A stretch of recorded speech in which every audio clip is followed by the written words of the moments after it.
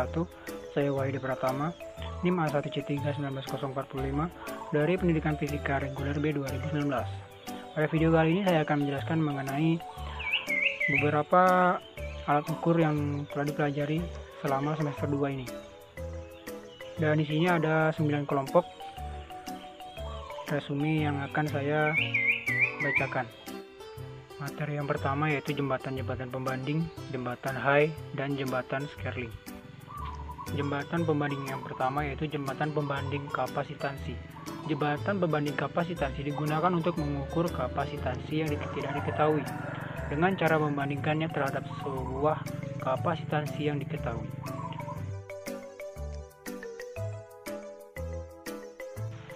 Seperti pada gambar, kedua lengan pembanding adalah resesif, yaitu tahanan variabel R1 dan tahanan R2. Lengan standar terdiri dari tahanan variabel RS dihubungkan seri dengan kapasitor standar kualitas tinggi CS. CX adalah kapasitansi yang tidak diketahui. RX adalah tahanan bocor kapasitor. Jembatan pembanding yang kedua yaitu jembatan pembanding induktasi. Jembatan pembanding induktasi mirip dengan jembatan pembanding kapasitansi. Induktasi yang tidak dapat diketahui ditentukan dengan membandingkan terhadap sebuah induktor standar yang diketahui, seperti yang ditunjukkan pada gambar. Berikutnya adalah jembatan Hay. Jembatan Hay digunakan untuk mengukur sebuah induksi yang tidak diketahui, yang dinyatakan dalam kapasitansi yang diketahui. Pada gambar ditunjukkan rangkaian jembatan Hay yang berbeda dari jembatan Maxwell, di mana tahanan R1 dihubungkan seri dengan kapasitor C1. Materi berikutnya yaitu tentang jembatan Wen, alat penahan Wagner, dan jembatan impedansi universal. Yang pertama, jembatan Wen dikemukakan di sini bukan untuk pemakaiannya sebagai jembatan arus bolak-balik guna mengukur frekuensi, tetapi untuk berbagai rangkaian yang bermanfaat lainnya. Sebagai contoh, sebuah jembatan Wen kita temukan dalam alat penganalisa distorsi harmonik, di mana dia digunakan sebagai saringan pencatat yang membedakan terhadap satu frekuensi tertentu. Pemakaian jembatan Wen juga terdapat dalam osilator audio dan frekuensi tinggi. Sebagai elemen pengukur frekuensi, jembatan Wen dibahas dalam bentuk dasarnya yang dirancangkan untuk mengukur frekuensi. Jembatan Wen memiliki sebuah kombinasi seri RC dalam satu lengan dan sebuah kombinasi paralel RC dalam lengan di sebelahnya. Berikutnya adalah alat penahan Wagner. Dalam praktek ditemukan bahwa kapasitansi, kebocoran atau stray capacitance terdapat antara berbagai elemen jembatan dan tanah juga dengan lengan yang menyebabkan kesalahan pengukuran. Khususnya pada frekuensi indikator besar, salah satu metode menghilangkan berbagai efek kapasitansi kebocoran dalam sebuah rangkaian jembatan adalah alat pertahanan Wagner Ground Connection. Rangkaian ini menghilangkan kapasitansi pengganggu yang terdapat antara terminal-terminal detektor dan tanah.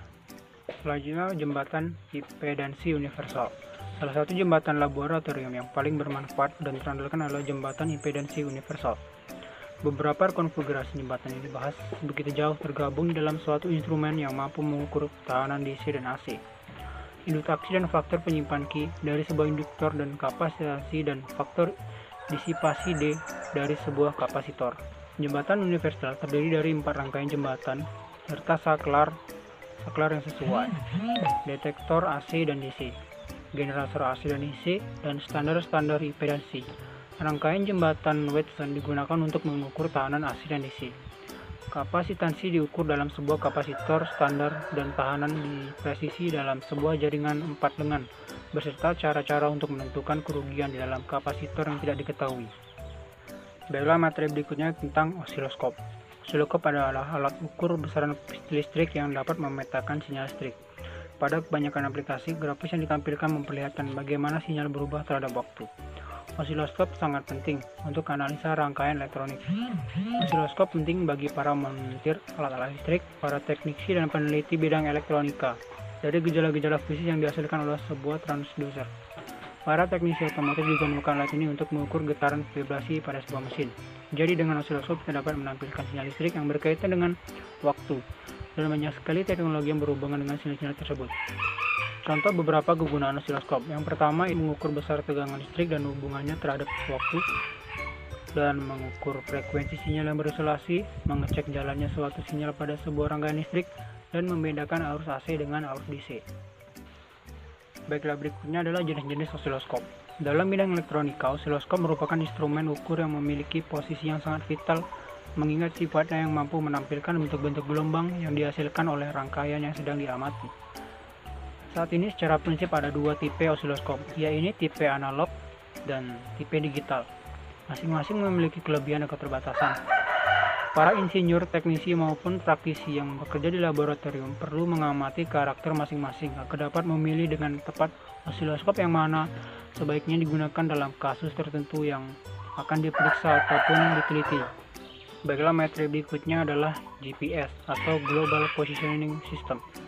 Saat ini kebutuhan untuk mengetahui posisi keberadaan seorang yang harus ditempuh untuk menuju suatu tempat atau wilayah itu sangat diperlukan.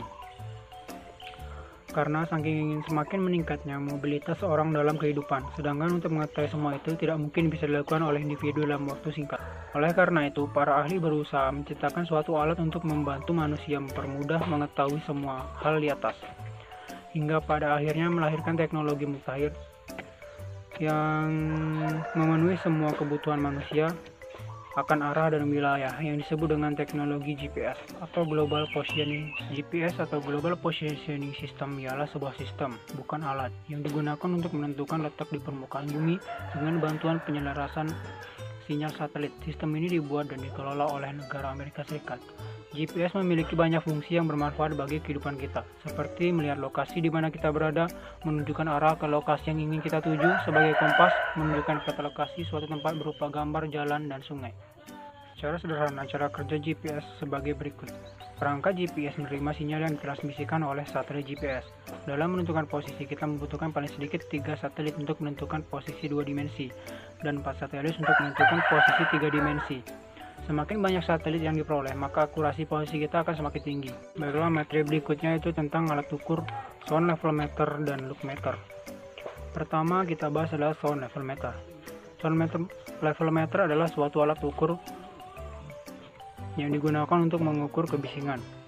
Sound level meter merupakan suatu perangkat alat uji untuk mengukur tingkat kebisingan suara, di mana hal tersebut sangat diperlukan untuk lingkungan industri. Contohnya, pada industri penerbangan di mana lingkungan sekitar harus diuji tingkat kebisingannya suara atau tekanan suara yang ditimbulkannya untuk mengetahui pengaruhnya terhadap lingkungan sekitar. Sound level meter digunakan untuk mengukur kebisingan antara 30 sampai 130 desibel dalam satuan desibel A dari frekuensi antara 20 sampai 20.000 Hz. Prinsip kerja pada sound level meter yaitu apabila benda bergetar maka akan menyebabkan perubahan tekanan udara yang dapat ditangkap oleh alat ini, dan selanjutnya akan menggetarkan meter penunjuk. Berikutnya ada alat ukur cahaya atau loop meter. Adalah alat yang digunakan untuk mengukur besarnya intensitas cahaya di suatu tempat. Besarnya intensitas cahaya ini perlu diketahui karena pada dasarnya manusia juga memerlukan penerangan yang cukup. Untuk mengetahui besarnya intensitas cahaya ini, penerangan, maka diperlukan sebuah sensor yang cukup peka dan linear terhadap cahaya. Semakin jauh jarak antara sumber cahaya ke sensor, maka semakin kecil nilai yang ditunjukkan pada loop meter. Ini menunjukkan bahwa semakin jauh jaraknya, maka semakin berkurang intensitas cahayanya. Baiklah, materi berikutnya yaitu tentang anemometer dan barometer. Yang pertama adalah anemometer. Anemometer adalah sebuah perangkat yang digunakan untuk mengukur kecepatan angin untuk mengukur arah. Kemudian anemometer memiliki beberapa jenis. Yang pertama anemometer piala, anemometer sonik, anemometer kincir angin, anemometer laser Doppler, anemometer bola pingpong, dan anemometer hot wire. Dan untuk mengukur tekanan angin ada anemometer piring, anemometer tabung, dan anemometer propeller maupun tabung bertekanan. Anemometer memiliki beberapa fungsi. Yang pertama itu dapat mengukur kecepatan angin, memperkirakan cuaca, memperkirakan tinggi gelombang laut, dan memperkirakan kecepatan dan arah arus. Berikutnya adalah barometer. Barometer merupakan alat yang dapat mengukur tekanan udara. Hal ini memungkinkan peramal cuaca dan ilmuwan memprediksi cuaca lebih akurat hingga cuaca ekstrim. Dengan adanya barometer, kapal dapat lebih aman karena kondisi cuaca dapat diketahui secepat mungkin. Barometer memiliki beberapa jenis, di antaranya yaitu barometer bejana laut, barometer aneroid, dan barometer barograf. Ketiganya memiliki kelebihan dan kekurangan masing-masing. Prinsip kerja barometer didasarkan pada pemahaman bahwa tekanan udara akan berkurang dengan penambahan ketinggian. Baiklah, materi berikutnya adalah tentang psikometer standar dan termograf. Yang pertama, psikometer. Psikometer adalah teknometer air raksa dalam bejana kaca untuk mengukur suhu udara aktual yang terjadi. Satuan yang ditetapkan untuk mengukur suhu udara adalah derajat Celcius, namun di beberapa negara bagian masih menggunakan derajat Kelvin atau Fahrenheit. Jika suhu naik, alkohol akan mengembang dan mengalir melalui tabung tanpa menggeser indeks. Berikutnya adalah termohigrograf. Termohigrograf adalah alat yang terdiri gabungan antara alat pengukur suhu, yaitu termometer, dan alat pengukur kelembapan atau higrometer. Alat ini memiliki cara kerja dengan mencatat otomatis temperatur dan kelembapan sebagai fungsi waktu. Bagian dari termograf adalah logam panjang yang terdiri dua bagian, kuningan dan infar. Bentuk bimetal merupakan spiral. Jika temperatur naik, ujung bimetal menggerakkan tangkai pena di atas, dan sebaliknya. Sebelum dipakai, termograf harus dikalibrasi terlebih dahulu. Alat ini harus ditempatkan dalam sangkar apabila dipakai untuk mengukur atmosfer. Materi berikutnya adalah pengukuran curah hujan dan evaporimeter. Pengertian curah hujan dapat juga diartikan sebagai air hujan memiliki ketinggian tertentu yang terkumpul dalam satu penakar hujan, tidak meresap, tidak mengalir, dan tidak menyerap. Tinggi air yang jatuh ini biasanya dinyatakan dalam satuan milimeter. Curah hujan dalam 1 mm artinya dalam satu luasan 1 persegi tempat yang datar dapat menampung hujan setinggi 1 mm atau sebanyak 1 liter. Penguapan adalah satu bagian esensial dari siklus air. Energi surya menggerakkan penguapan air dari samudra, danau, embun, dan sumber air lainnya. Dalam hidrologi, penguapan dan transparasi yang melibatkan penguapan di dalam stomata tumbuhan. Beberapa alat pengukur curah hujan. Yang pertama itu penakar hujan tipe manual. Ada penakar hujan ombrometer biasa dan penakar hujan ombrometer observatorium. Kemudian untuk penakar hujan tipe otomatis ada penakar hujan tipe Bendix, penakar hujan tipe tethering siphon, penakar hujan tipe bucket, penakar hujan tipe floating bucket, penakar hujan tipe wicking bucket, dan penakar hujan tipe optical. Berikutnya adalah evaporimeter. Penguapan atau evaporasi adalah proses perubahan molekul dalam keadaan cair, contohnya air dengan spontan menjadi gas, contohnya uap air. Proses ini adalah kebalikan dari kondensasi. Evaporimeter memiliki fungsi untuk mengukur penguapan air secara langsung. Dan untuk cara kalibrasinya tidak ada alat khusus yang digunakan untuk mengkalibrasi evaporimeter panci terbuka, namun harus diperhatikan dalam pembacaan skala yang ditunjukkan oleh Hochgauck. Dan materi yang terakhir yaitu tentang actinograph dan Campbell-Stokes. Baiklah, yang pertama, actinograph adalah alat ukur untuk mengukur atau memperkirakan intensitas paparan atau intensitas kimia cahaya. Fungsinya untuk mengukur radiasi matahari total. Yang di dalamnya terdapat sensor, gelas dome, plat pengatur bimetal, mekanik pembesar, tangkai dan pena pencatat, drum clock atau silinder peputar yang dilengkapi dengan kertas pias, dan pengatur atau perata air. Berikutnya adalah Campbell-Stokes. Adalah alat untuk mengukur lamanya matahari bersinar. Dengan satuan persen, pengamatan dilakukan dari jam 8 sampai dengan jam 4 sore. Selama 8 jam, sehingga penglihatan matahari dikatakan 100% apabila matahari bersinar selama 8 jam.